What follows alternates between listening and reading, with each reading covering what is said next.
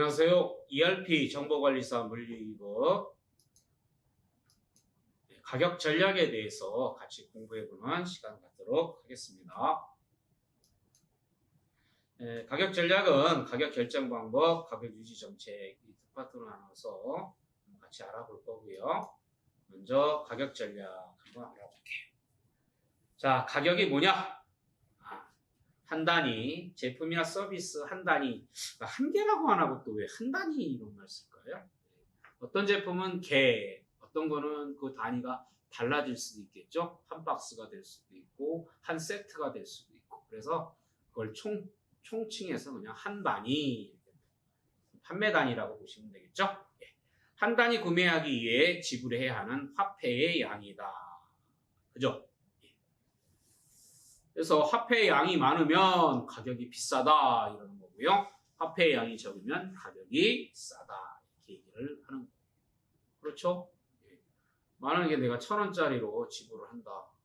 1,000원짜리 가격이 10,000원이다 그러면 1,000원짜리 10개. 그죠? 5,000원이다 그러면 1,000원짜리 5개. 그래서 이 화폐의 어떤 양은 화폐의 어떤 총합이다 이렇게 보시면 되겠죠. 자, 그 다음에 이 가격은 소비자 구매 결정에 영향을 준다는 겁니다. 그죠? 일반적으로 이제 소비자가 구매 결정할 때 가격 많이 보겠죠? 그 다음에 이제 품질, 그죠? 그 다음에 납기, 그래서 QCD 이렇게 얘기를 많이 합니다. 근데 이제 현명한 소비자라면 뭐 가격 대비 품질, 여러분들이 얘기하는 가성비 뭐 이런 얘기 많이 하죠? 그런 것들을 고려해서 품질이 어느 정도 뒷받침해 주면 웬만하면 뭐 가격 싼 거, 그죠? 아니야, 나는 돈 많으니까 가격 문제가 안 돼. 품질이 제일 중요해. 그러면 이 가격이 뭐 크게 영향을 주지는 않겠죠. 근데 대다수의 사람들은 이 가격이 구매에, 그죠? 큰 영향을 미친다는 겁니다. 자, 주머니 사정 때문에 그렇겠죠. 자, 이 가격 결정에 영향을 미치는 요인들을 좀 상세하게 알아보면 내부적인 요인이 있고요. 외부적인 요인이 있어요. 내부적인 요인은 내 의지대로, 그죠? 이 공급자 의지대로 뭔가 바꿀 수 있다고 할까요? 내가 뭐 사치품을 만들다가 소비재를 만들고, 뭐 필수품을 만든다. 뭐 그럴 수 있겠죠. 생산재를 만든다, 소비재를 만든다. 표준품을 만드냐, 주문품을 만드냐, 아니면 계절품을 만드냐. 또는 원가 같은 거예요. 그죠? 내가 비싸게 만들 거냐, 싸게 만들 것이냐. 고정비를, 변동비를 많이 쓸 거냐, 적게 쓸 거냐. 그죠? 외부 마케팅 목표, 우리 이거 시장에서 살아남으려면 최소한 이 정도는 있어야 돼. 아니야, 우리는 최대 이 정도는 있어야 돼. 뭐 이런 것들이 있겠죠. 그죠? 그래서 내부적 요인의 어떤 그 요인들을 보면은 우리 공급자의 의지대로 뭔가 좀 바꿀 수 있어요. 그죠? 바꿀 수 있는 것들이 이제 내부적 요인. 근데 외부적 요인들 한번 보세요. 고객 수요? 공급자 마음대로 고객 수요를 늘리고 줄이고 할 수 있나요? 그러면 아마 돈 못 버시는 사장님들은 아무도 없을 거예요. 유통 채널이요? 물론 어느 정도 내 의지대로 바꿀 수는 있겠지만, 그죠? 쉽지 않은 얘기예요. 그죠? 경쟁 환경 더더욱 그렇죠? 법 규제 내 의지대로 바꿀 수 있겠습니까? 못 바꾸겠죠? 이 법 규제 환경 바꾸려다가 쇠고랑 차고 법무부에 가서 한참 동안 기거하시는 사장님들도 계시잖아요. 그죠? 우리나라는 법 노비 못하게 돼 있어요. 자, 그래서 예전에는 시험에 이 가격 결정에 영향을 미치는 요인이 이게 내부적인 요인이냐 외부적인 요인이냐를 방금 제가 말씀드린 공급자의 의지대로 바꿀 수 있느냐 없느냐 그래서 내 외부 요인을 구분을 했는데요. 요즘은요 그렇게 묻는 것보다 이러한 것들은 세부 내용들은 어떤 요인에 해당이 되느냐 이런 식으로 물어봐요. 그래서 여러분들은 어떤 식으로 공부를 해야 되느냐 내부적 요인의 제품 특성의 세부 내용들이 어떤 것들이 있고 원가에 관한 거 마케팅 목표 같은 내용들이 어떤 것들이 있다. 이런 식으로 여러분들이 이해를 하고 계세요. 외부적 요인도 마찬가지예요. 고객 수요에 대한 세부 내용들이 이러이러한 것들이 있겠구나.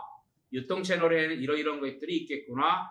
경쟁 환경에는 이러이러한 내용들이 있겠구나. 법 규제에 관한 것들은 이러한 것들이 있겠구나. 이렇게 이해를 하고 계셔야 돼요. 그래야 여러분들이 문제에서 실수를 안 하실 겁니다. 자, 그래서 한번 시험에 자주 나오는 거 위주로다가 한번 강조해서 말씀을 드릴까 합니다. 먼저 제품 특성이요. 여러분들이 제품 특성 그러면 이거 품질이야. 외부적 요인의 고객 수요에 품질이라는 게 있어요. 이거를 생각하시면 안 돼요. 이 제품의 특성은요. 이게 생산재냐 소비재냐. 생산재는 생산을 하기 위한 재료냐 이런 뜻이에요. 대표적인 우리 주변에서 보는 게 예를 들어서 원동기가 전동기 같은 거 이런 것들은 생산재죠. 전동기를 이용해서 뭔가 공장을 짓는다거나 또 전동기를 해서 뭐를 만들어내거나 그러잖아요. 이런 것들은 생산재예요. 소비재는요. 여러분들이 쓰고 버리는 것들이에요. 그죠? 대부분 이제 먹는 것들이 대부분 소비재가 돼. 먹고 쓰고 입고 이런 것들이 이제 소비재가 되겠죠. 자, 그 중에서 그죠?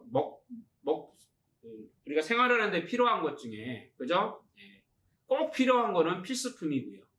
그죠? 사치품은요. 없어도 살 수 있는 것들이에요. 비금속 같은 것들이 대표적인 사치품이다. 이렇게 보시면 되겠죠. 그죠?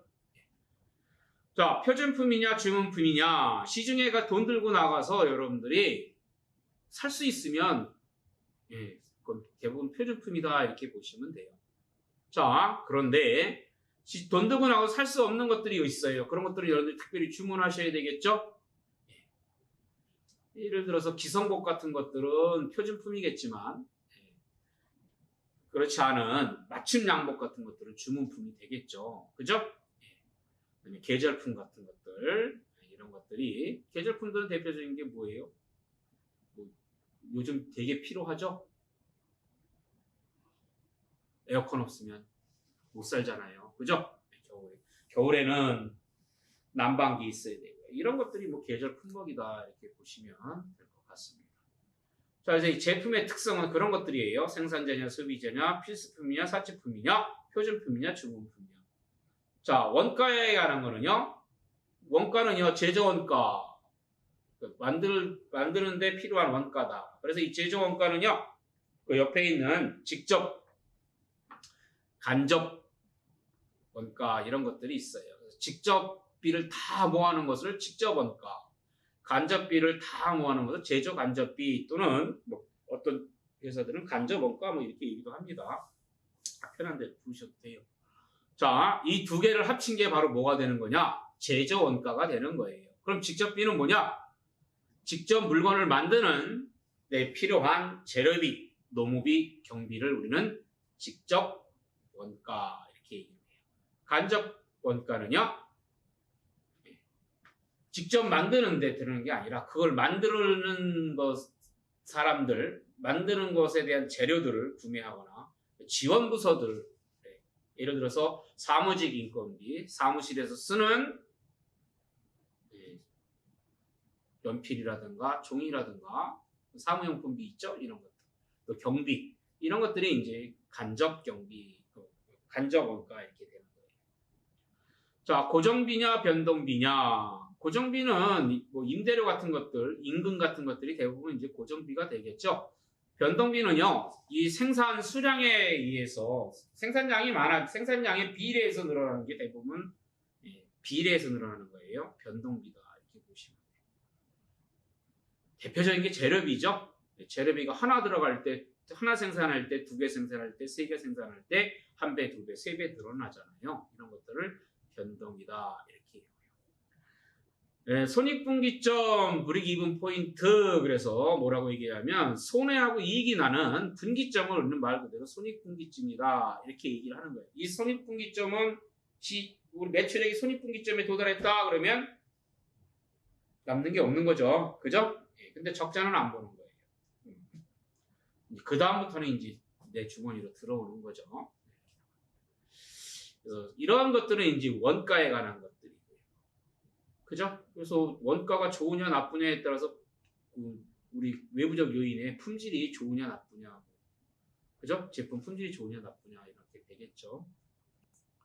마케팅 목표, 그죠? 예, 생존 목표다. 이렇게 얘기를 하는 겁니다. 그죠? 마케팅 목표는 말 그대로 돈 가장 많이 버는 게 목표죠. 뭐. 그래서 거기 시장 이익 극대화 목표 이렇게 했어요. 이익 극대화하려면 어떻게 해야 되겠습니까? 시장 점유율 넓혀야 되겠죠? 예, 이런 것들이 이제 마케팅 목표에 해당이 된다. 이렇게 보시면 되겠습니다. 자, 그래서 내부적 요인에 제품 특성, 원가, 비용, 마케팅 목표가 있는데 그 중에 제품 특성에는 생산자냐, 소비자냐, 필수품이냐, 사치품이냐, 포준품이냐, 주문품이냐 이거를 구분하는 거라고 기억하고 계셔야 돼요. 외부적 요인, 고객 수요, 요게 이제 내부적 요인의 제품 특성하고 헷갈리시면 안 되는 거예요. 그래서 이 고객 수요는 소비자의 구매 능력, 당연히 구매 능력이 크면 수요가 늘 거고요. 적으면 줄어들겠죠. 가격 탄력성이요. 이 가격 탄력성은 나중에 별도 공부하게 될 거고요. 예, 가격이 늘어나면 일반적으로 수요가 줄죠. 근데 주는데 어떤 거는 확 주는 게 있고요. 어떤 거는 조금밖에 안 주는 경우도 있어요. 아니면 차이가 없는 경우도 있어요. 차이가 없거나 조금 주는 것들은 탄력성이 작다 이렇게 얘기하는 거예요. 근데 가격이 조금 줄었는데 수요가 확 줄어요. 이런 것들은 탄력성이 크다 이렇게 얘기합니다. 일반적으로 사치품이 탄력성이 크겠죠. 왜요? 비싼데 뭐 먹고 사는데 지장 없는데 뭐해로 그걸 사? 이렇게 되는 거예요. 근데 쌀 같은 거는요.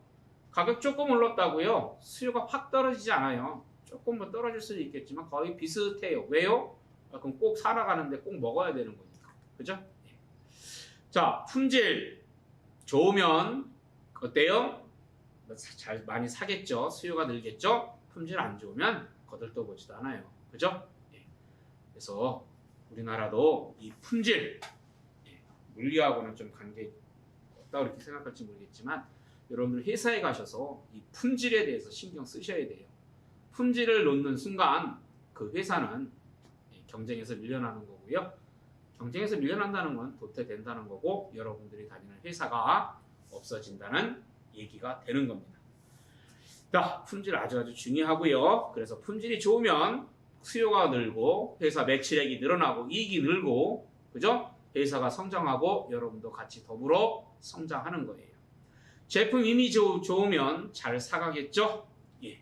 그래서 디자인 같은 거 잘 해야 되는 거고요. 그죠? 또 이 제품에 대한 이미지 마케팅 같은 거 요즘 뭐 특히 대기업들 자동차 삼성이나 현대나 LG나 이런 회사들이 단순히 제품 홍보하는 게 아니라 기업 어떤 그 제품을 통해서 제품 홍보를 통해서 기업 이미지도 좋게 하려고 하는 이유도 뭐 다 이런 것들이에요. 그러면 제품 이미지도 좋아지겠죠? 그럼 수요가 늘어나는 거예요. 용도가 타당해야 되겠죠. 여러분들이 뭔가 살려고 할 때 살려는 목적에 용도에 맞지 않으면 안 사잖아요. 그죠? 예. 내가 일이라는 어떤 기능이 있어. 근데 더불어서 플러스 알파라는 기능이 있다.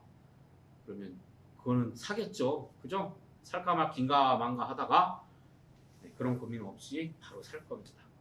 그래서 고객 수요를 늘리려면 어떤 것들이 여러분들 회사에서 신경을 써야 되는지 한번 생각해보는 시간도 가졌으면 좋겠습니다. 자, 어쨌든 간에 고객 수요에 영향을 미치는 것, 소비자의 구매 능력, 가격 탄력성, 품질, 제품 이미지, 용도 이런 것들이 있다 이렇게 보시고요. 유통 채널이요. 유통 채널이 많으면 물류 비용이 많이 들어가겠죠. 그죠? 물류 비용이 많이 들어간다면 그만큼 소비자 가격도 커진다는 얘기가 되는 거예요. 자, 유통 단계 이익이 크냐 작으냐에 따라서도 마찬가지겠죠. 여신한도. 이 여신한도는 이제 은행에서 우리가 또 보통 얼마까지 대출을 받을 수 있느냐, 뭐 신용한도 그런 거 비슷한 것처럼 여러분들이 신용 판매 어느 정도까지 할 수 있느냐, 뭐 이런 것들에 따라서 이제 가격이 달라지겠죠. 그죠? 예. 경쟁 환경이 있습니다. 경쟁 기업과의 가격, 품질 대비, 그죠? 품질이 안 좋으면 가격이 경쟁 기업보다 싸게 팔아야 되는 거고요. 품질이 좋으면 비싸게도 잘 팔리겠죠. 그죠? 예. 대체품이 있느냐 없느냐에 따라서 달라지겠죠. 대체품이 있다고 한다면 비싸게 못 받겠죠. 대체품이 없다고 한다면 그죠? 뭐 가격 올릴 수 있는 상황이면 올려도 되겠죠. 자, 법 규제 환경 보시면 독과점 금지법, 공정거래법, 뭐 각종 세금들 이런 것들이 있죠. 독과점 금지법, 어느 특정 회사가 어떤 거 혼자 못하게 하는 거예요. 근데 대외적으로 우리나라에서 허용하는 게 하나가 있죠. 전력 공급하는 회사, 한국전력. 독점이잖아요. 그죠? 국가의 어떤 뭐라 그럴까요? 국민 생활에 가장 절대적으로 영향을 미치니까 국가에서 통제를 하는 거죠. 그건 뭐 어떻게 보면은 공리를 위해서 합당하다 이렇게 볼 수 있겠죠. 하지만 상법에 보면 이 독과점 금지법 이게 타당한 거죠. 이런 것들이 이제 법 규제 환경이다 이렇게 보시면 되는 겁니다. 자, 내부적 외부적 요인 구분하실 수 있어야 되고요. 내부적 요인의 제품 특성, 마케팅 목표의 세부 내용이 어떤 것들인지, 그 다음에 외부적 요인의 고객 수요의 세부 내용이 어떤 것들인지, 그걸 중심으로 해서 여러분들이 공부를 해 두시면 크게 어려움이 없을 거라 이렇게 생각이 되어집니다. 자, 아까 말씀드린 가격 탄력성이에요. 그죠? 수요 변화율을 가격 변화율로 나눠줬을 때 이걸 우리는 가격 탄력성이다. 1보다 크면 탄력적이다. 그 다음에 1보다 작으면 비탄력적이다. 일반적으로 사치품이 탄력적이다. 1보다 크다 이렇게 되겠죠. 쉽게 얘기하면 가격 조금 올라도 수요가 확 변화한다는 거예요. 그래서 거기에 가격 탄력성을 늘고 줄기 때문에 절대치로 이렇게 표시를 한다 이렇게 보시면 되겠습니다. 이해하셨죠? 넘어가겠습니다. 자, 그 다음에 이제 가격 결정 방법에 대해서 한번 알아보겠는데요. 가격 결정 방법에는 원가 가산에 의한 가격 결정 방법이 있고요. 그죠? 그 다음에 시장 가격에 의한 가격 결정 방법이 있고 기타 가격 결정 방법이 있는데 원가 가산에 의한 코스트 플러스에 의한 가격 결정부터 먼저 알아보겠습니다. 말 그대로예요. 비용 발생한 거 다 더해가지고 가격 결정한다는 거예요. 자, 맨 좌측 보시면 그죠? 맨 좌측 보시면 이건 생산자 가격이에요. 그래서 생산자의 제조 원가가 있겠죠. 여기에 영업비용과 그 회사의 생존 목표인 목표이익 이거 더해서 생산자 가격이 결정이 되어지는 거예요. 자, 그 옆에 바로 보면 이제 도매 가격이죠. 그죠? 근데 도매 가격의 도매 매입 원가하고 생산자 가격하고 키가 똑같아요. 그죠? 크기가 같아요. 이 말은 무슨 말이에요? 생산자 가격이 도매 가격 입장에서 도매 매입 원가가 된다는 거예요. 이 가격을 사들이는 거잖아요. 도매업자가. 그러니까 도매업자의 매입 원가가 되는 거예요. 사들이는 원가가 되는 거예요. 여기에다가 영업비용과 목표이익, 이 영업비용과 목표이익은 도매업자의 영업비용과 목표이익이 되겠죠? 이걸 더해서 이제 도매 가격이 이렇게 형성이 되는 거예요. 자, 똑같이 이 도매 가격과 소매 가격을 비교해 보면 이 소매 가격의 구성 요소 중에서 소매 매입 원가하고 도매 가격하고 높이가 같아요. 이 얘기는 방금 전과 마찬가지로 도매 가격이 소매업자 입장에서는 소매 매입 원가가 된다는 거고 여기에 소매업자의 영업비용과 목표이익을 더해서 소매 가격이 형성이 된다는 겁니다. 이게 바로 원가 가산 또는 코스트 플러스에 의한 가격 결정 방법이다. 이렇게. 그래서 요거를 뭐 구성을 물어보는 경우도 있고요. 이런 것들에 대한 수치를 주고 도매 가격을 물어보는 경우 또는 소매 가격을 물어보는 경우 이런 식의 계산 문제가 칠 수 있어야 되니까 여러분들은 요 그림을 잘 숙지하고 계시면 될 것 같습니다.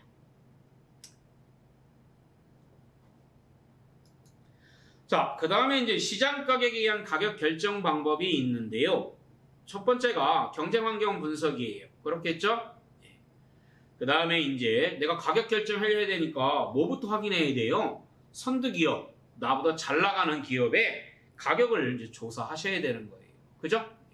그런 다음에 이제 여러분들의 시장 입지도, 내가 시장에서 몇 등이나 되는지 이거 분석하셔야 되는 거겠죠? 내 시장 점유율이, 그죠? 매출액이, 이익이. 예전에는 뭐 시장 점유율, 매출액 이것만 비교해가지고 분석 끝났다 이렇게 되는데 이제는 그것보다도 이익이 얼마나 되느냐 이걸 따지는 게 더 현명하겠죠. 그죠? 어쨌든 간에 자사의 시장 입지도를 분석을 해요. 그리고 나서 경쟁 기업의 가격과 비교하는 겁니다. 그죠? 지금 내가 팔고 있는 가격하고 비교하겠죠. 아니면 뭐 생각하고 있는 가격이 있겠죠. 그리고 나서 이제 여러분들이 전략적으로 판매 가격을 결정하는 겁니다. 나는 100원에 팔겠습니다. 예를 들어 이런 거예요. 자, 빵 시장이 예를 들어서 뚜레쥬르가 있고요. 파리바게트가 있다. 여러분들이 객관적으로 봤을 때 파리바게트가 더 회사 규모가 크다, 매출의 규모도 크다 이렇게 볼 수 있겠죠, 그죠? 개인적으로 품질도 저는 파리바게트가 개인적이에요. 그렇다고 제가 파리바게트 연관이 있는 건 아니고 맛도 좀 더 좋은 것 같아요. 빵 종류도 다양한 것 같고 그러는데 예를 들어서 그런 거예요. 내가 단팥빵을 만들어서 팔려고 그래. 단팥빵 파리바게트 1,000원에 팔어. 그럼 나는 얼마에 팔아야 될까? 그죠? 그거 결정하는 게 전략적 판매 가격 결정이야. 야, 나는 지금 수준이 딱 보니까 뚜레쥬르하고 거의 또이또이해. 내가 조금만 노력하면 내가 파리바게트보다는 조금 더 비싸게 받아도 될 것 같아. 그래서 나는 1,050원에 팔아야지. 이렇게 하고 전략적 판매 가격 결정한 거예요. 그런 다음에 이제 결정해야 될 게 뭐예요? 판매 가격이 결정됐으면 내가 이거 얼마를 들여서 만들어야 될 건지를 결정해야 되잖아요. 그죠? 그게 바로 맨 마지막에 도소매 유통 비용을 고려한 생산자 가격 결정 이거 하는 거예요. 여기서 이제 품질 수준이 결정이 나겠죠. 생산자 가격이 높아지고 그 생산자 가격 중에서도 제조원가가 높아진다면 품질이 좋아지는 거고요. 뭐 그렇지 않을 수도 있겠지만 어쨌든 간에 전략적으로 판매 가격을 결정한 다음에 맨 나중에 생산자 가격을 결정한다는 것 이거 하세요. 시험 문제는요. 이 순서를 물어보는 문제가 출제돼요. 그러면 여러분들은 어떻게 이해를 하고 있어야 되느냐? 맨 처음 맨 마지막 거가 뭔지를 기억을 하고 계셔야 돼요. 근데요. 맨 처음 거 경쟁환경 분석을 뚝 잘라버리고요. 두 번째 거부터 나올 수도 있어요. 그러니까 여러분들 공부할 때 어떻게 해요? 이거 그냥 다 외우지 마시고요. 그래. 내가 어떤 거를 가격을 결정하려면 경쟁환경부터 먼저 분석을 해야 돼. 맨 나중에는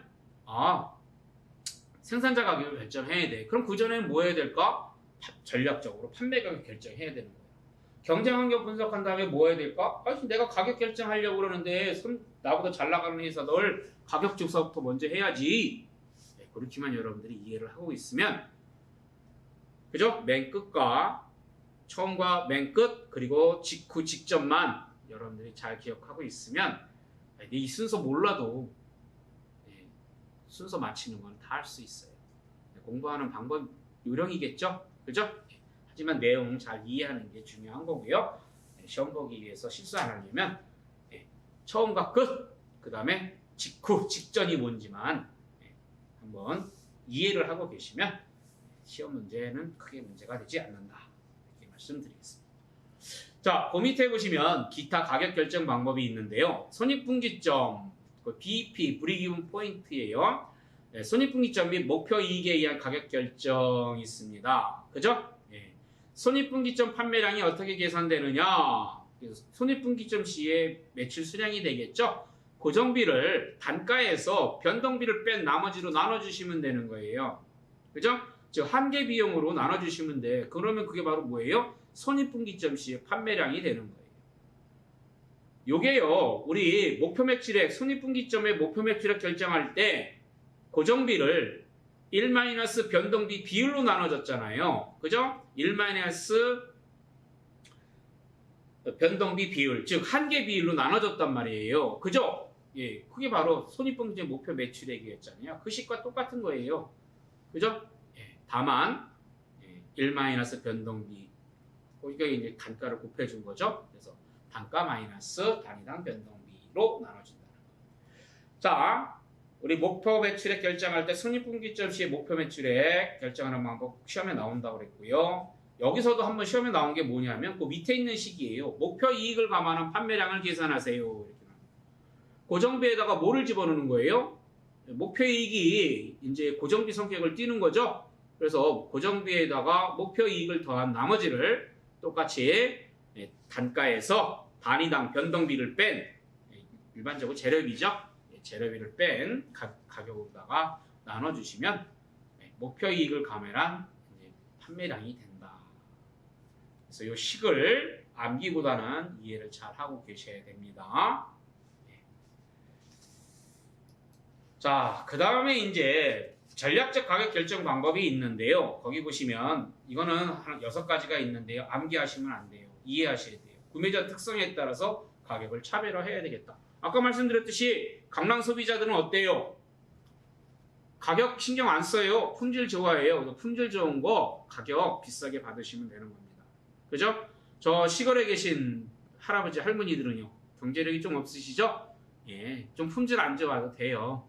예, 싸게 만족시켜드리면 되는 겁니다. 구매자 특성에 따라서 뭐 이거는 뭐 또 그래요. 솔직히 뭐 그 사람의 경제력이 크냐 작으냐에 따라서도 일반적으로 이렇게 되겠지만 그거와 상관없이 그죠? 개인 성향에 따라서 나는 뭐를 먹더라도 최고의 품질 것을 먹어야 돼.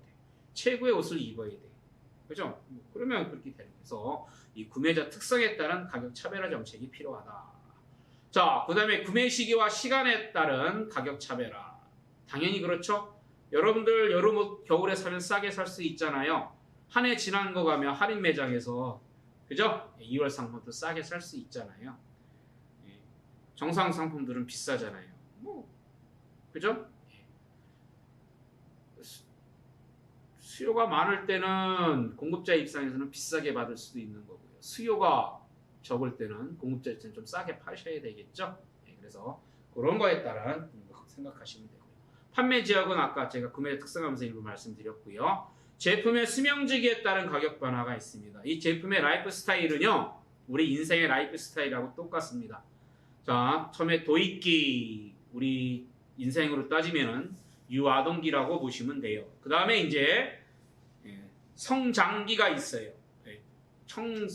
우리 청소년 또는 뭐 장년기 이렇게 보시면 돼요. 그리고 그때는 시간에 따라서 성장이 엄청 빨라요. 그죠? 기울기가 엄청 가파르겠죠. 크겠죠. 자, 그 다음에 이제 나이를 먹으면 성장이 둔화가 돼요. 성장 속도가 아주 미미해요. 그러다가 어느 순간에 성장이 감소세로 바뀌는 그런 구간이 나타나요. 제가 보기엔 뭐 인생 후반기가 되겠죠. 그죠? 여러분들이 속히 얘기하는 아저씨 때는 사람들. 그죠? 나 때는 이런 말 잘하는 사람들 시대. 그래서 50대 후반, 60대 초반 뭐 이 정도 보시면 될 것 같아요. 이건 성숙기다 이렇게 보시면 될 것 같고요. 꼭 나이에 따른 건 아니지만 그래프 모양이 그렇습니다. 서서히 증가율이 작아요. 그러다가 이렇게 처지는 그런 거예요. 이걸 성숙기다. 우리 그 제품의 라이프 사이클에서는 이때가요. 시장이 안정된 상태예요. 이때 어떤 게 나타나느냐? 경쟁자들이 나타나요. 경쟁자들이. 제가 저거 해가지고 돈 버네. 그럼 나도 해봐야지. 왜요? 시장이 형성되어 있어요. 나는 그거 만드는 것만 딱 해가지고 하면 돼요. 남이 다 일고는 시장에 갖다 이제 뺏어 먹으려고 어떻게 보면 얌체죠. 그런 사람들이 이제 나타나는 겁니다. 그러면 먼저 시작한 사람은 뭐 해야 돼요? 그 사람들도 잘해야 되겠죠? 그래서 혁신이 필요한 시기가 바로 이 혁신기예요. 우리 수요 예측에서도 공부했죠. 이때 성숙기에는 정성적인 수요 예측보다는 정량적인 수요 예측을 해야 된다고 했습니다.